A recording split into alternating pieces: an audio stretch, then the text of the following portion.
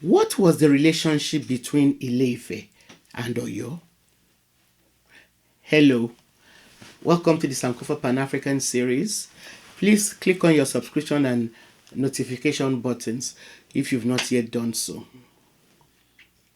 Now, between 1600 and 1800, Oyo, one of the Yoruba states, evolved into an empire which transcended all other Yoruba principalities politically in terms of military might. The Yoruba people in Nigeria occupy the southwestern part of that country, and oral tradition traces their origin to Ile-Ife, and they view themselves as belonging to one ethnic group because they are believed to have descended from Oduduwa, the founding father of Ile-Ife. Oduduwa is said to have migrated to Ile-Ife. Please watch the episode on Ife to know more about the evolution of the Yoruba, if you've not yet done so. It is believed that one of Oduduwa's sons, Oronyo, also known as Orominyo, became the first Alaafin or ruler of Oyo. Also, according to oral tradition, Oduduwa is believed to have fathered the founders of major Yoruba kingdoms. According to some traditions, Ile-Ife witnessed population expansion, which then put a strain on its resources around the 14th century. This then led to the migration of several groups of out of Ile-Ife. According to other versions, pressure on the land caused by expanding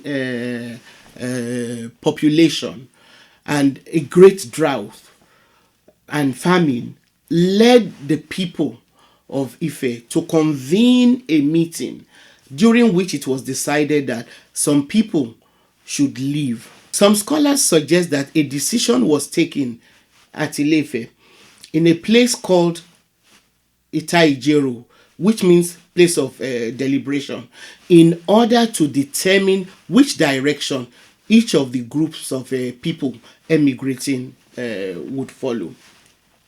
So in order to keep the familial contact between Ife and the new places where the migrants would settle, the children of Oduduwa were appointed to lead each group.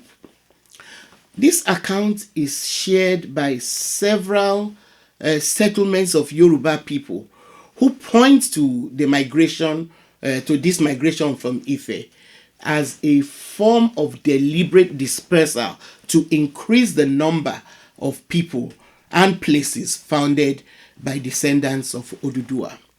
And according to Roberto Laninho, although the exact number of kingdoms founded as a result of this exercise is usually contested, he suggests that at least 16 kingdoms are known to have been formed in various parts of Yoruba land, which then modeled themselves after Ife.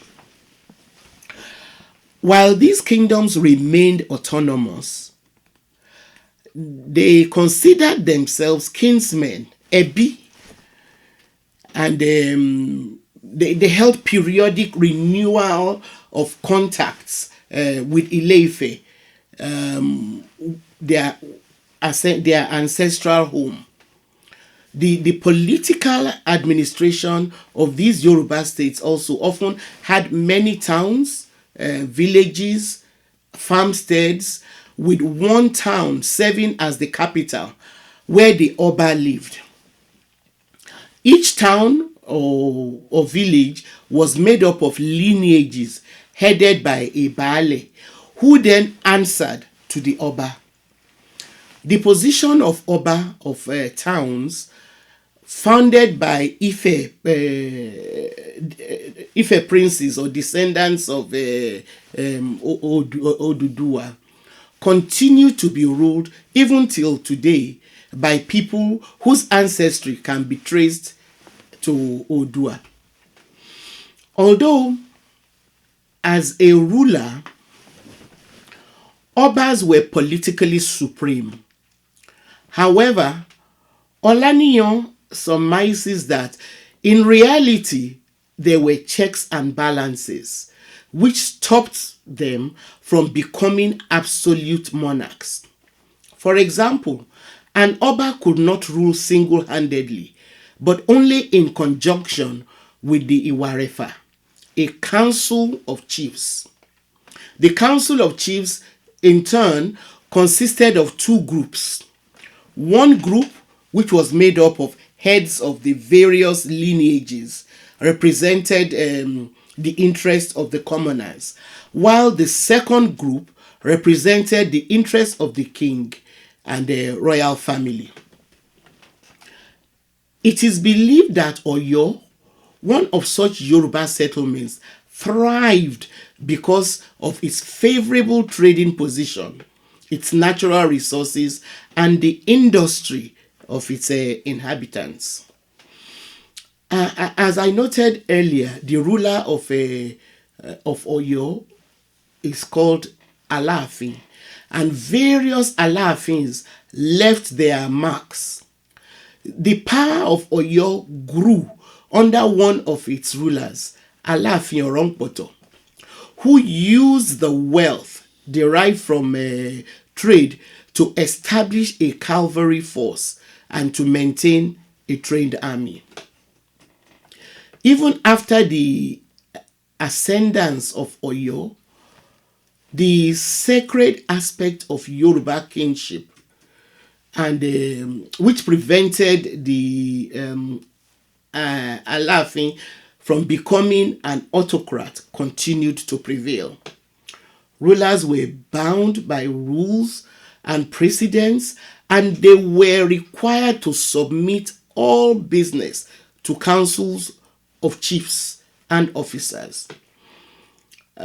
Policies could only be proclaimed under the king's name after consultation and deliberation by these bodies. It is believed that the initial founders of Oyo settled in Oyo-Ile, Kusu, and Igboho. From 1450, Oyo prospered due to trade with some northern states in Hausa land, and later in the south with Portuguese sailing vessels that plied the coast of West Africa. Oyo also maintained dominance over the lands which became part of its empire through the maintenance of its formidable cavalry and archers, which enabled it to expand to areas of the southwest and in the savannah to the north, acquiring territory from its neighbors, the Bogu and Nupe states, around 1610. The Nupe had initially conquered Old Oyo around 1535 and held onto it until the Oyo kings regained it around 1610. Now, while some of Oyo's territorial expansion was motivated by the need to gain control of the lucrative regional trade routes along which salt, gold, and sadly slaves were transported, Oyo was unable to overcome some groups like the Ijesha, who inhabited forest areas where the Oyo cavalry could not be used effectively. And then there were also dangerous tsetse flies, which prevented them from being able to conquer the Ijesha. They also were unable to overcome the Ekiti, who dwelt in the hills bordering the far northern stretch of lands around Oyo. Now, the Kingdom of Benin in the east was another formidable block to Oyo's ambitious trade.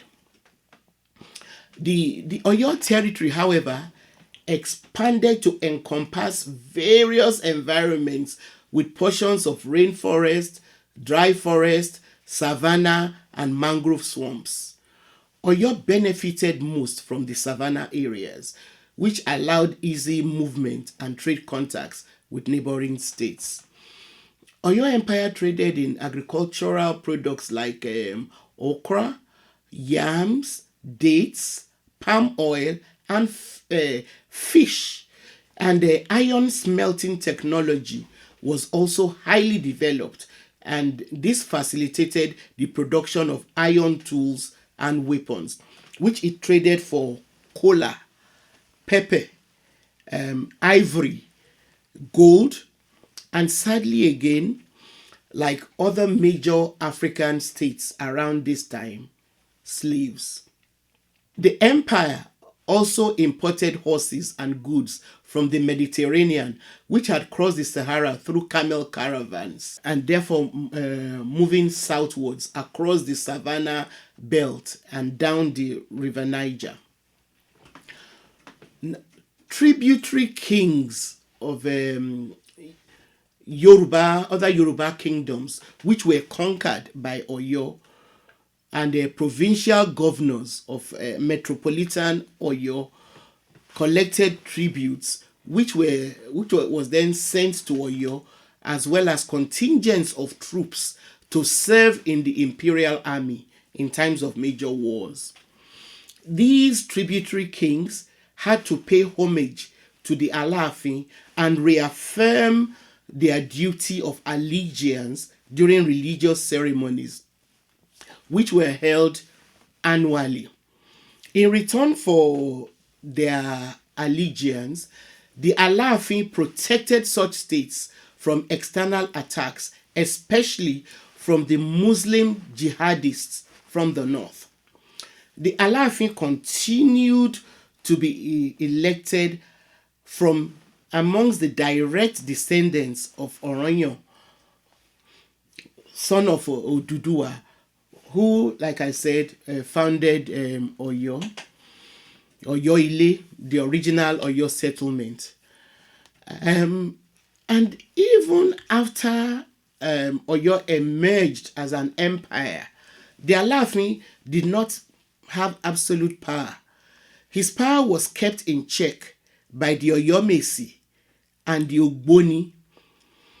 Now, of these two sets of chiefs, the Bashorun was the foremost and therefore served like a prime minister. While the Alaafin could not be deposed by the Council of Chiefs, he could be compelled to commit suicide.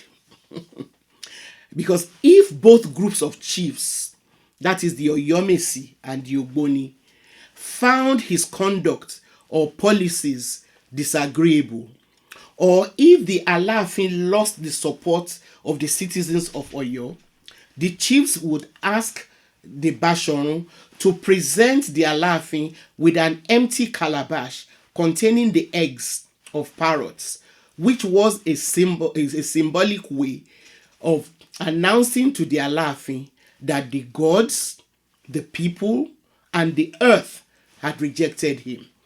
The Alaafin then had no choice but to imbibe poison. Another way in which the powers of the Alaafin was kept in check was through an annual divination. The Bashorun was in charge of such religious divinations, which had to be performed every year in order to determine whether or not the Alaafin continued to retain the approval of the gods. Now, Robert Smith describes this as a form of annual performance review or spiritual vote of confidence. The Bashorun, who was a member of the Council of Chiefs, like I said, was therefore He was empowered to influence important decisions of the Oyomesi and the Ogboni, which also meant that the Bashorun acted as constitutional in concert, the Bashorun in concert with the Oyomesi and the Ogboni acted as the constitutional checks on the authority of the Alaafin. Thus, the Alaafin was bound to listen to their advice because ignoring their opinions could lead to the invitation for him to commit suicide. Now, I'd like to digress here by talking about the role of another military strongman in the Oyo Empire, the Are Ona Kakanfo, which in recent times has become very highly politicized amongst the Yoruba. Now, the position of Are Ona Kakanfo was that of a field marshal who was in charge of war chiefs known as the Esho. Although there were war chiefs, although these Are Ona Kakanfo were war chiefs, they were minor chiefs. However, because the Are Ona Kakanfo and his warlords were expected to be completely loyal to the Alaafin, while also being answerable to the Oyomesi, he was usually picked by the Oyomesi from among very lowly people. Sometimes he was even a slave. And according to Boahen, in order to further forestall the possibility of the Are Ona Kakanfo getting so power drunk that he would constitute a threat to the Alaafin, due to the fact that he was in charge of the army, he was prohibited from actually entering the capital city. Unfortunately, this position has become ridiculously politicized, so much so that the position is referred to as the Are Ona Kakanfo of Yoruba land. I believe this misconception has arisen either because the present Alaafin wants to arrogate onto his office powers to which he is not traditionally entitled, or he has simply not taken the time to study the history of his position. Sadly, the Alaafin has been met with little or no resistance.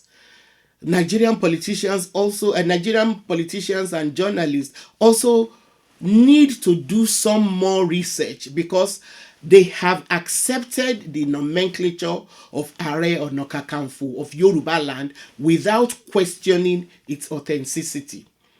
And they keep repeating it, thereby propagating its use. I actually saw on TV a couple of years ago the previous governor of Lagos State, Akinwumi Ambode, who, while receiving Ganiu Adams, the then newly appointed Kakanfo, as the Are Ona Kakanfo of Yoruba land, he then pledged his support for Adams. Now, the irony of this is that Lagos was never ever captured by Oyo, and as such was never subject to the protection of the Oyo army, headed by the Kakanfo. Even the Yoruba kingdoms which fell under Oyo and were therefore tributary to it in the past, who paid tribute to Oyo, or who were compelled to pay tribute to Oyo in the past, are no longer subject to Oyo. To continue to flaunt the position of the Are as an Are of all Yoruba is not just historically incorrect, but quite disturbing and disrespectful to areas of Yoruba land that were never under any Are's control.